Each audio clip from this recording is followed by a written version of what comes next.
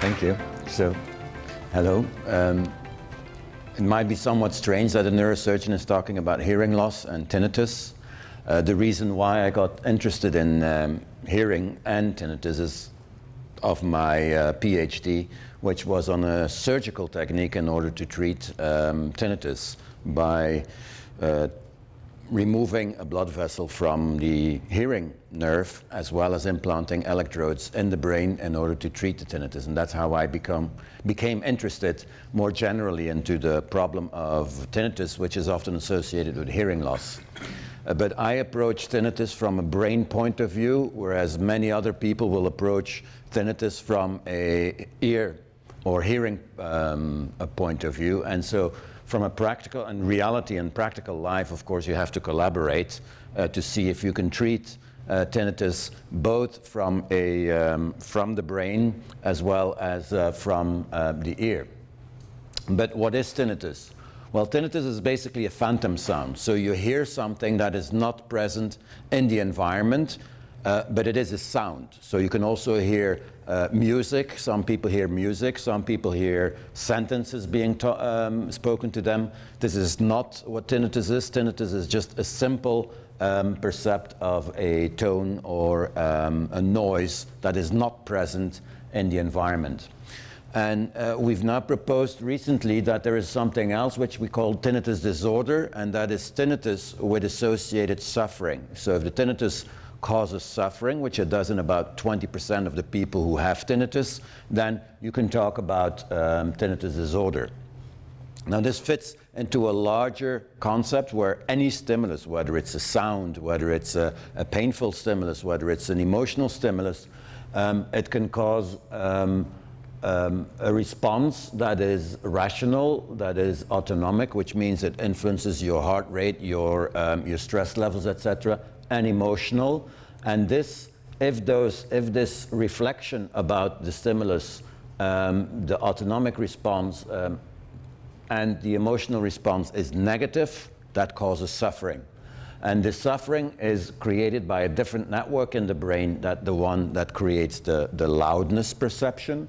And if it is maintained for a long time, then it becomes part of who you are. The tinnitus becomes part of who you are, and then it becomes more difficult to treat, because for your brain, when the sound connects to still another network, it becomes an integral part of who you are, and then of course it becomes even more difficult to treat, and this can then result in ultimately disability, both cognitively as well as on a practical level.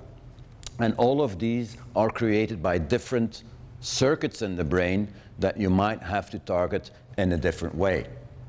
Now, tinnitus is common. It occurs in between 12 and 30% of the population. And why is that? Why is that so variable? The reason is that up to this year, there was actually not a real definition. So for some people, they would say, yeah, this person has tinnitus, even if it occurs 2 minutes a day. For other statistics would say, no, only for those people where it is most of the time during the day. And that's why it varies. But on average, you can say that about 15% of the population has tinnitus. And of those, about 20% of the 15, so about 3 to 4% suffer from it.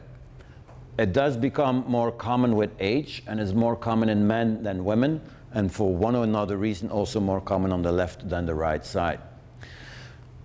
But apart from civilian population, there is a large group of people, the military, who really suffer from it. And in the military, from those coming back from warfare, it is the most common symptom, even more common than post-traumatic stress disorder, that causes suffering in the military. So the army, whether it's the US Army, the British, or the New Zealand and Australian armies, are very interested in trying to treat that problem as well.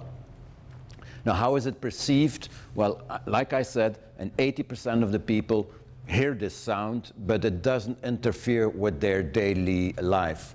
However, depending on groups, about 20% of everybody who has tinnitus really causes suffering, and this suffering can come by creating anxiety, sleep problems, problems with memory and concentration.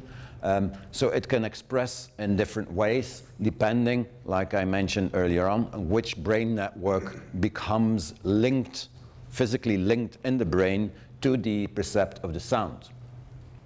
So tinnitus often is not just a problem of a sound that you hear, but it comes with some other problems, which we call comorbidities, and the most common one is hearing loss. So about 80% of people with tinnitus also have tinnitus, have hearing loss, and some people are very sensitive to sounds, where a sound that might not bother any of us becomes even painful when they're exposed to it. But apart from auditory problems, there is also some emotional problems, such as depression and anxiety, which are fairly common, between 20 and 25%.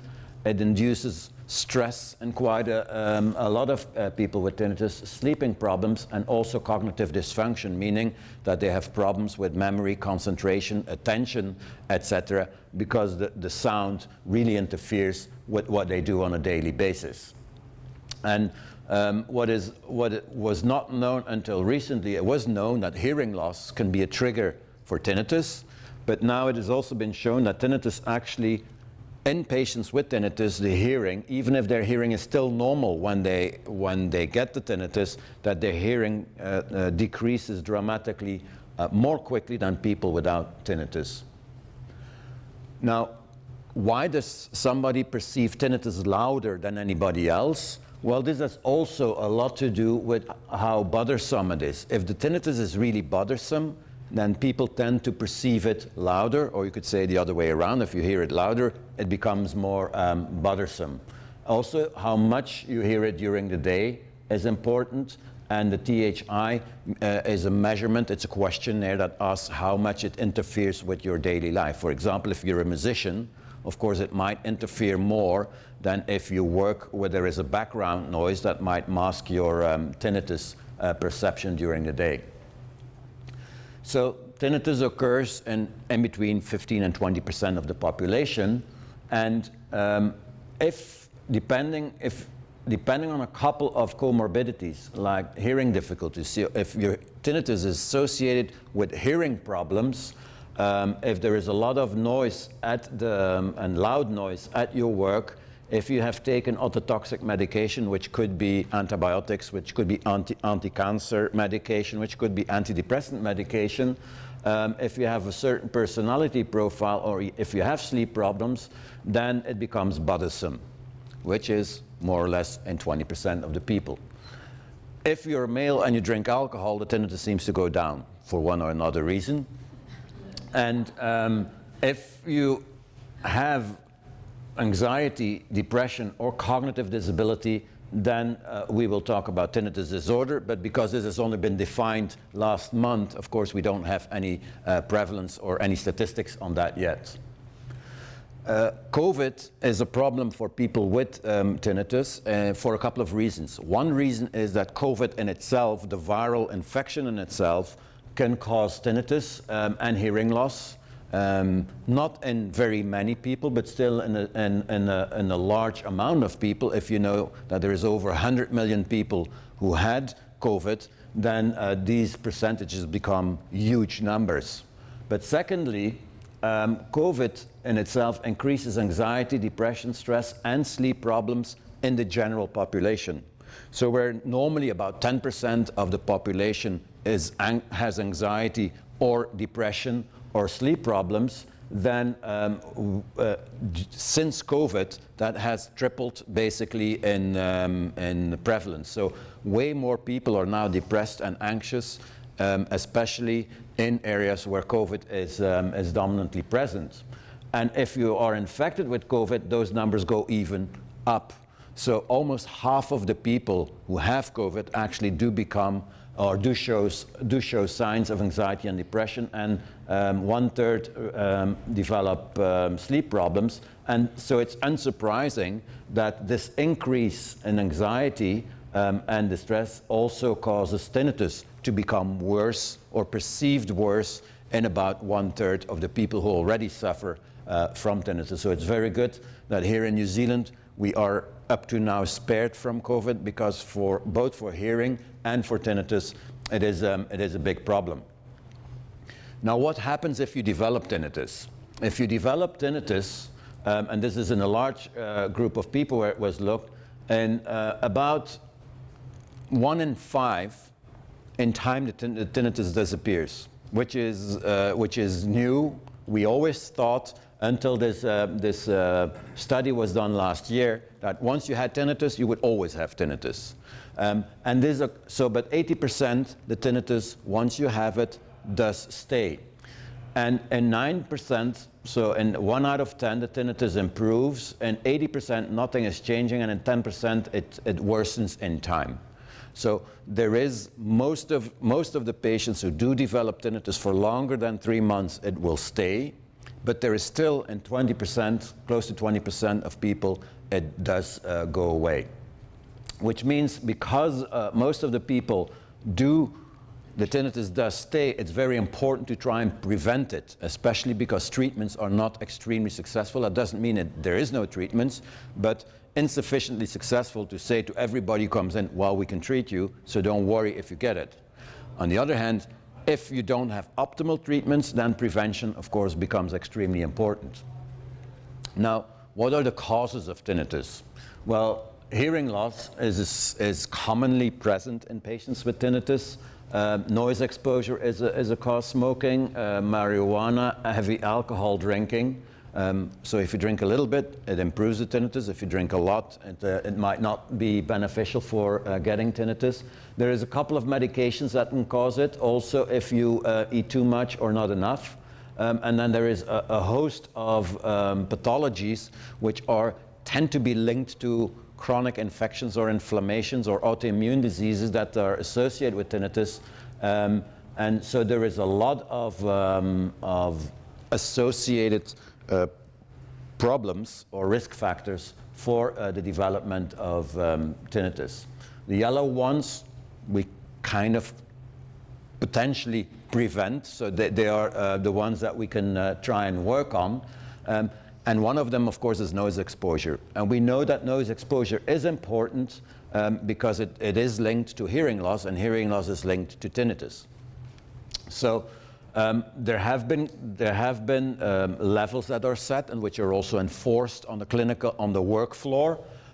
You can be exposed to 85 decibels, which is the sound of busy traffic, for 8 hours. So in general, that's not a problem. However, if the decibels go up, like for example, if you go to a rock concert, actually, on average, the rock concert creates 105 decibels, and if you look at that, the safety standards are not very long. So if you go for 2 hours to a rock concert, you go way beyond what is safe for your ear to tolerate. If you play an iPod at peak volumes, in the US, that's up to 115 decibels. In Europe, they're limited to 100 decibels. You can't listen very long to 115 decibels. Basically, halfway the song, you already have to stop it if you want to be safe for your ears. And if you go hunting or in the military, of course, then there is basically no protection whatsoever. So how do you evaluate clinical, when a patient comes to you in the clinic, what do you do? How do you evaluate those? Well, tinnitus is often associated with problems of hearing, and therefore you need an ENT specialist and or audiologist, but also it is associated with a lot of comorbidities which require a more brain approach. So you can look at it from the periphery, the ear, or from the brain where the tinnitus is ultimately generated, and therefore you might need a multidisciplinary approach with different specialists, each looking at the same person to come up with a combined approach for benefit. Normally, tinnitus matching is done, which basically, let's say you hear tinnitus on your left side, you will get a sound presented on the other side, and then you say, yeah, this sounds more or less like what I hear. Then the volume is increased, and now you say, yeah, I hear exactly the same in my right ear as my left ear, and so you can match it for both loudness and pitch or frequency. And then that relates to how the sound is characterized. And then the second is usually by questionnaires, and those tinnitus questionnaires that have been specifically developed for tinnitus tell you how handicapping, how troublesome, how much interference there is of the tinnitus on your daily life. Then normally there will be a clinical examination by an ENT specialist. Your hearing will be tested and your eardrum will be tested, and then you can also, in specialized centers, record the transmission of sound going from the ear to the brain and the auditory nerve. You can then do a scanner of the brain by either magnetic or a traditional scanner, and that is to exclude some known causes of the tinnitus, because it's still best to treat the cause if you can find one. And then more recently, we're trying to find an objective measure for tinnitus, which is trying to tell, without the person having to tell us, whether they have tinnitus or not. Can we do that? We're not yet there.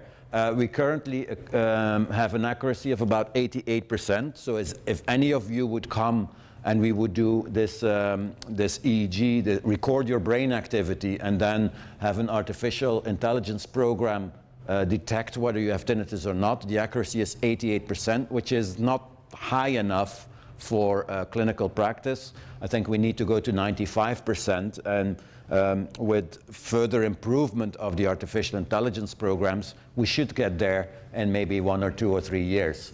So we are certainly improving, because once it becomes measurable, it becomes also easier to convince healthcare providers that it is a real problem that you can measure, like a blood pressure that's too high. But up to now, that does not exist yet, unfortunately, at a level that we can use in clinical practice. So basically, this is what we do in the clinic. It seems complicated, and that's why, in general, it is beneficial to go to, if you suffer from it, to go to a specialized center where they have a kind of approach that is multidisciplinary and allows to look into detail of what is being done. Now, what is being done? The treatment has been changing throughout evolution, and the reason is very simple, because the treatment is based on how doctors think or how audiologists think that the tinnitus is generated. So if you say, well, this is what we understand of the tinnitus, that will determine the treatment. And so initially, the Egyptians already knew that tinnitus, they call it a bewitched ear. So they thought that's where you perceive it, so that's where it is. And it's actually not very long that the brain came into play into tinnitus. Only since 20 years ago, for the first time, people were attempting to show that the brain is really involved in humans in tinnitus. And then it was focused just on one part of the brain, the auditory part of the brain. And then 10 years later, people said, well, it's probably not just that auditory part of the brain that generates tinnitus, it's an entire network in the brain. And then somebody else almost simultaneously said, well, yes, it's not how much input there is in the brain, but whether the brake that suppresses sound in the brain is dysfunctional or not. And then the Bayesian brain is basically similar. It just says if there is a lack of input in the brain becomes uncertain about, well, I should be hearing this sound and it's not coming in. So in case of doubt, better safe than sorry, I'll create the sound as if it is there, and then it becomes a phantom. So it's an uncertainty response of the brain that then triggers the brain. Now, we know that this network is actually constantly changing, which makes it more difficult because you're chasing a moving target with the treatment. And so we're now also looking at the combination of a lack of input versus the brain that doesn't work, and ultimately now say, well, maybe it's an imbalance. It's not just the lack of input, it's also whether the brake works, and it's the combination of two that determines whether you have tinnitus or not. But of course, depending on what you know and believe, your treatment will be different. So if you think that the problem is in the ear, well, then it's logical that you look for that. And indeed, many patients, 80% of people with tinnitus have hearing loss. Most in the ear where the hearing loss is most pronounced in the ear, in which they have the tinnitus. But it's not because your audiometry or your audiogram, the test that they do, is normal, that you have no lack of input. This in itself is not important. It just means that normal hearing doesn't mean that your cochlea is functioning normally. You can have a dramatic loss of cells in your cochlea, have perfect hearing on audiometry, but the first thing that will go is that in a noisy environment, you won't be able to understand anymore. That comes way quicker than that the pure tone audiometry is changing. So logically, if you think, well, it's a hearing problem that causes tinnitus, hearing aids should work. And indeed, and about 20% of patients, well, like everything, it's 1/3, 1/3, 1/3, and 1/3, 20% to 1/3 of the patients, it seems to benefit the tinnitus. However, not in everybody. And if you then put all those groups together, then if you do large studies where you look at all the studies that have ever been done and you put them all together and then draw a conclusion from it, those conclusions are hearing aids don't work. But that's incorrect. They do work, but only for a small group of people with tinnitus, about 20 to 25%. So they give major relief in 20% and moderate relief in 20%, but certainly not in everybody. But from a research point of view, and this is of course easily abused by regulation systems, they say, well, there is no evidence, so we don't reimburse, which is abusing research actually, because indeed for the whole group it doesn't work, but that doesn't mean that for a subgroup of people it might still be very effective. So instead of just improving the input to the brain by hearing aids, you can also mask it by creating another noise that is less bothersome than the noise that you hear. But that will only work if your tinnitus is not very loud. Because of course, if your tinnitus is perceived as very loud, you have to create a lot of noise to then mask it, and that doesn't work very well either. And also in meta-analytic studies, so where you put all the studies that have been done, there is no evidence that it is of benefit. Now, tinnitus, you can treat the sound, but you can also treat how much it bothers. And there has been a very influential model which was called Jastreboff's neurophysiological model that basically consists of explaining how tinnitus develops associated with masking. There have been no real large-scale studies to fully prove whether it works or not, but it is better than masking in itself. And but what has received a lot of attention and seems to survive the scrutiny of those meta-analytic studies is cognitive behavioral therapy, which improves the distress, so how much the tinnitus is bothered, but not the sound. The sound is still the same, but it bothers less. And so there is some benefit, which is 11 points. Now, what does that mean in real life? Well, tinnitus can be scored from 0 to 100, and here are the different categories. And you improve 10 points, which basically means your tinnitus is 10% less bothersome. But that's not a lot, because what it means is if you score, let's say, 75, you go 65, it stays severe. So it is not all that much, even though statistically it shows it works. The benefit that you get is not all that much. So hearing, improving hearing can be beneficial, but maybe we should try and treat the brain.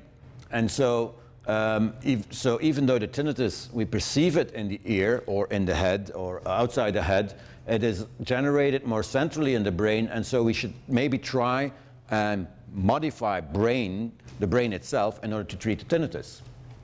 And we know a lot from what we do from just translating phantom pain, which has been studied way more intensively than phantom sound, and translate that to phantom pain. And so this is a theoretical model where you can then start using scanners to see in pain whether there is pain present in the brain and whether there is tinnitus present in the brain. And of course, this is what we used with our artificial intelligence in order to come up with this signature in the brain that can turn a subjective experience of sound, meaning tinnitus, into an objective measure of brain activity. And what is interesting is that the amount of abnormal activity correlates with how loud you perceive the tinnitus, which is a further argument to say, yeah, it might really be a good signature. So if this is the cause, well, then we should treat the auditory cortex. And you can do that in two ways, by testing all these different medications that we have tried. Not personally, we've done quite a bit of studies, but all over the world people have started testing lots of different medications that were already available and that were, for example, working in epilepsy, were working in depression, were working in pain, to see whether that could be used. But unfortunately, not one of them has survived those meta-analytic scrutiny which healthcare providers require before they can be reimbursed. It doesn't mean that it doesn't work. It just means it doesn't work in everybody. Some people can benefit from it, but not everybody. The problem is we cannot predict yet who will respond and who will not respond. So unfortunately, it's still trial and error. But that also means that there is not one single medication that is approved either by the FDA or the European community as a treatment for tinnitus. And why is that? Because many times you might read, well, this new drug works for tinnitus in rats. But every drug that we tried that works in rats has failed in humans. So we are still different from rats, which might be good news. But on the other hand, it also means that whenever you read something in a newspaper like a new miracle drug found to treat tinnitus, if it's tested in rats, it doesn't mean that it will work in humans, unfortunately. So you can also try, well, if you say, well, if medication doesn't work, let's do something else. Let's just try and block activity in that area of the brain, the auditory cortex, and you can do that with a magnetic stimulator, which you can see here. So you basically put a coil against the auditory cortex, and there's magnetic pulses that try to suppress the abnormal activity. And unfortunately, doing that on the auditory cortex, like everything else we try, doesn't work meta-analytically. There is a small, there is no benefit, but it's the same story. It does seem to benefit some people. On average, it's always the same. 1/3 benefits, 1/3 maybe, and 1/3 it doesn't benefit. And if you put them all together, the benefit is none, because 2/3 are not really benefiting from it. So you can also do it differently. You can use electricity, so like a car battery where you have an anode and a cathode, and the current goes from the anode to the cathode, and you can try to modulate this activity. And if you do that, depending on which kind of current that you use, there's different kinds of electrical current, we do see some benefit. But the benefit, as you can tell, is relatively small on the loudness.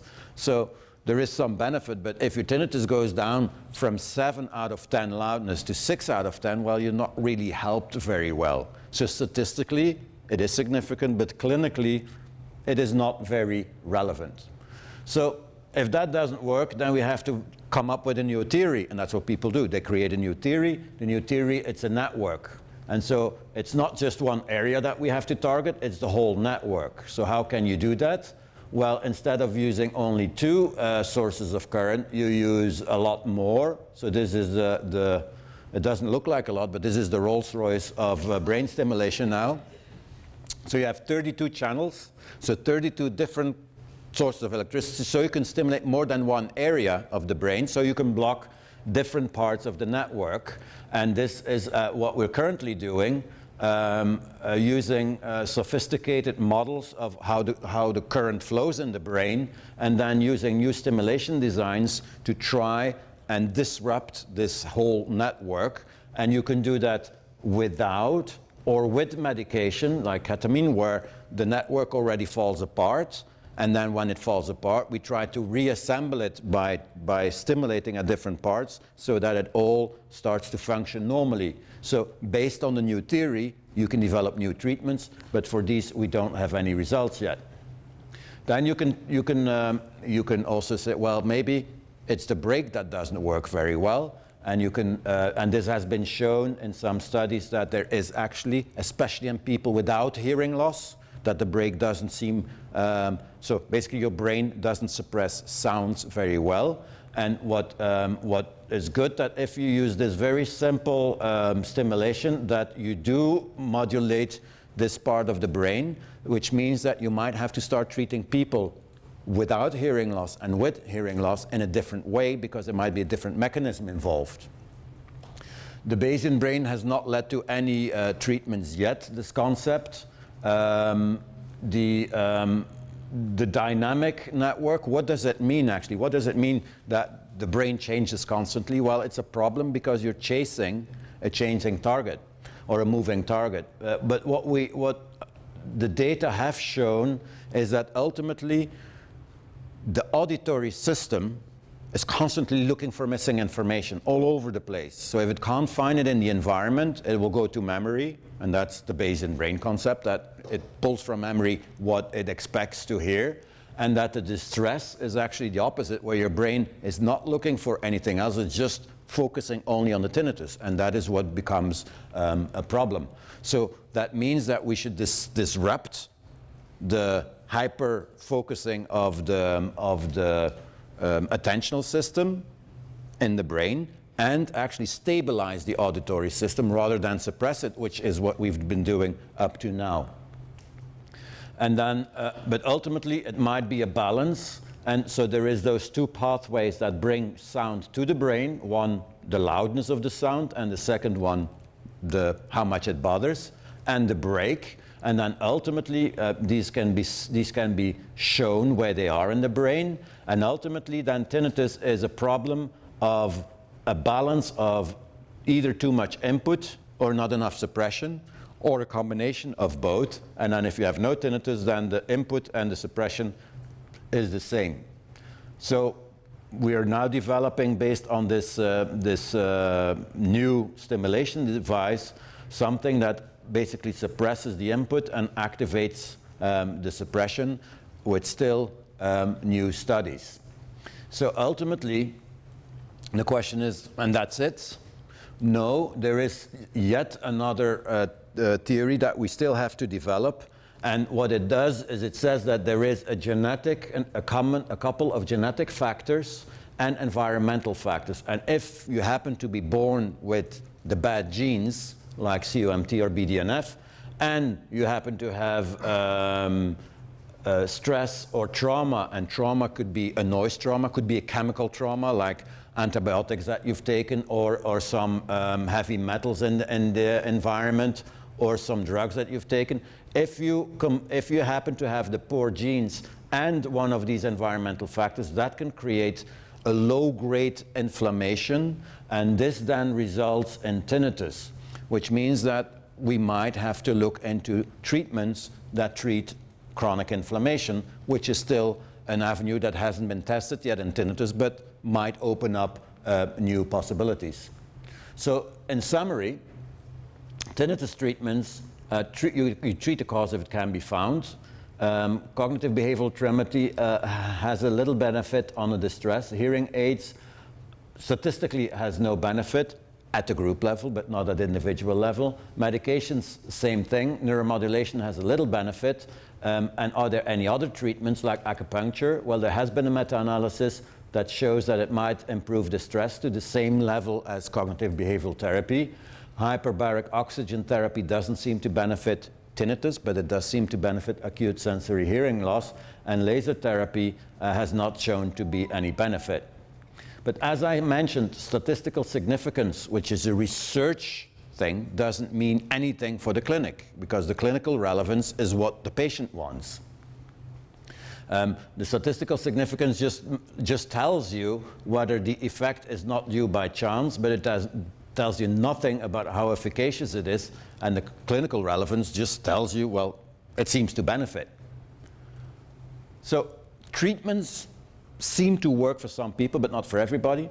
So what should we do? Well, we should put some stress on prevention.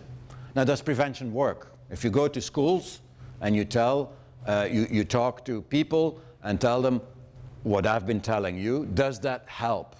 Well, unfortunately, from a scientific point of view, it doesn't seem to work very well either with the current approach. So we might have to become more creative in how we present the story, because if you just tell them, well, if you listen to loud music, that will damage your ear, and you will have hearing loss, and you will develop tinnitus, it doesn't change anything of the attendance of for example, discotheques. Hearing plugs are not being used, even though they're promoted, and it doesn't. So people don't seem, especially young people, don't seem to take it up. So we have to change the strategies of how we present the story. But what is good is if they decrease the loudness in bars, it won't prevent people from coming. So basically, you can reduce the loudness of what is presented in concerts, in bars, etc., and that won't prevent young people from coming. And should we do that? Yes, because if you go to a concert, you have about 6% chance of developing hearing loss, 13% of developing tinnitus, at least transiently, and most people, actually young people, don't care about loud music. So 60% of young people expose themselves to sounds which are going above what we know is safe. The result of that is that the use of personal listening devices like iPods, for example, results in 10% of children now already having hearing loss, which they should not have, and it is associated with 40% of them having had experience with tinnitus. Luckily, only in 2% it is permanent. But it means that, yes, we should try and prevent this from happening. So can we do that? Is it worthwhile to prevent it? We know that rock musicians, they have a lot of hearing loss. And most of them have tinnitus, even though it doesn't seem to bother them. Classical musicians as well, but there it's a little bit different. Like if you play the violin, then it will be the left ear that is exposed most to the sound that will generate tinnitus. And DJs have most tinnitus of all of them. But what is good is once rock musicians start using hearing protection, there is no more hearing loss than in the normal population, which means that prevention is really beneficial. So ear protection, there is lots of different kinds of ear protection that you can use, but basically in summary, smaller is better, and it's better for the higher frequencies, and that's important because these are the damaging frequencies. In between 4,000 and 6,000 hertz are the most damaging, and these are the ones that seem to be blocked more by hearing protection. What is important is what you will see if you buy something, an earplug. It says, well, it protects 30%, it can reduce noise by 30 decibels. That's in a laboratory. If you test it in the outside, in the real world, you should halve the number of what you see that's on the box. Now what if you've been bad luck, you went to a disco bar, you went to a concert, and you have developed tinnitus? What should you do? Well, acoustic trauma can be treated by hyperbaric oxygen treatment, but only for the hearing loss, not for the tinnitus. What you can do, but you should not forget it, is before you go and expose yourself to loud sounds, you can try and take some magnesium or some Epsilon, which is a new product that seems to be able to prevent this inflammation of developing after the trauma. So just like when you twist your ankle, you have a trauma that creates inflammation. Loud noise trauma creates an inflammation in your auditory system, and normally it will subside within 2 or 3 days. But if it lasts, then you have a problem. And or after the noise trauma, and acetylcysteine and ginseng seem to be able to preventing permanent hearing loss if you are already exposed to the noise. This is very different from age-related hearing loss that does not seem to respond that well to hearing loss. Now, is food important? Yes, food might be important, although It doesn't mean that if you change your diet, the tinnitus will go away. It just tries to prevent this tinnitus from developing. For example, vitamin B12 and meat, as well as coffee, even though many people will say coffee is bad for tinnitus, seems to prevent tinnitus from developing. And if you have too much calcium, too much iron, or too much fat, that will increase your chances of developing tinnitus. And the hearing loss itself is associated with basically healthy diet. So if you have a healthy diet, the chances of developing less hearing loss in time are prevented. So age-related hearing loss is somewhat different, and there is some evidence that vitamins, especially B and A, might be beneficial. So in conclusion, the pathophysiology of tinnitus is only partially unraveled, and the models of how tinnitus generates are changing in time, every time resulting in the development or the creation of a new theory, most of which don't work. But that is not important because we still have to figure out which treatment works for which patient. There will never be one treatment that works for every tinnitus patient. So we should get rid of this idea that tinnitus is just one thing and that we will have the magic bullet that treats everybody. No, we will have to adapt the treatment to the type of tinnitus. And this is not illogic. If you have trigeminal neuralgia, which is a specific kind of pain in your face that responds to different medication than if you have cluster headache, which is another kind of pain, or migraine. So we know for pain that every different subtype has a different treatment. Yet for tinnitus, we all say there has to be one treatment that works for everything. And the problem then is that all the studies turn out negative, which is not good because it's just that we're not giving the right treatment to the right person.